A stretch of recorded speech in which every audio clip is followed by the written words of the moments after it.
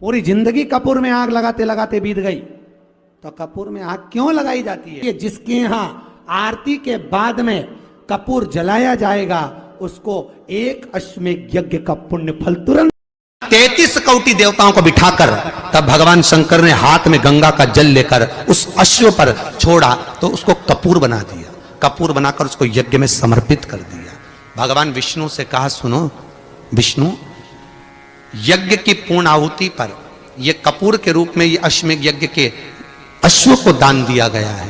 अर्थात पृथ्वी पर मनुष्य यदि अपने घर में आरती पूजन में कपूर को प्रज्वलित करेगा तो उसको 1000 अश्वमेध यज्ञ का फल उसी समय पर प्राप्त हो जाएगा। इसलिए हर आरती के पूजन के बाद कपूर का टुकड़ा, एक छोटा सा कपूर का टुकड़ा जब आरती में जलाया जाता है तो ये कपूर क्यों जलाते हैं? इस कपूर का महत्व क्या है? इस कपूर का कारण क्या है? ये कपूर है कौन जिसको हम आरती में जला?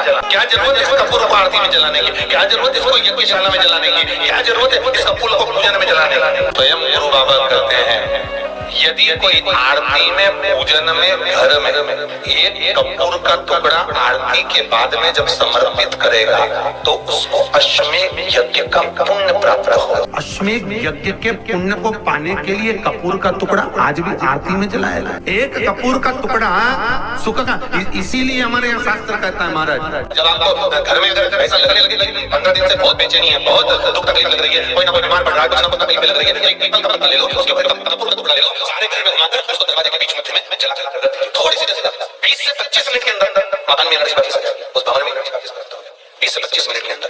पृथ्वी पर मनुष्य यदि अपने घर में आरती पूजन में कपूर को प्रज्वलित करेगा तो उसको 1000 अश्वमेध यज्ञ का फल उसी समय पर प्राप्त हो जाएगा। फैक्ट्री नहीं चल रही हो, कोई व्यापार नहीं चल रहा हो, तो एक कांच की प्याली में कपूर के 7 टुकड़े, फिटकरी के 2 टुकड़े और खड़े नमक का 1 टुकड़ा केवल उस प्याली में रख दीजिए महाराज। 15 दिन तक रखे रहने दो उसको, आपको खुद मालूम पड़ जाएगा कि व्यापार कैसे चलता है। आनंद के अनुभव होने लगे अपने आप व्यापार। और कपूर कैसा है? अगर किसी व्यक्ति का जी मचला रहा हो, मन नहीं लग रहा हो, घर में थोड़ा सा अच्छा नहीं लग रहा हो, एक कपूर की डली को उठाकर नाक से थोड़ा सा सूंघ लेना, अच्छा महसूस करोगे, थोड़ी एनर्जी तेज हो जाएगी।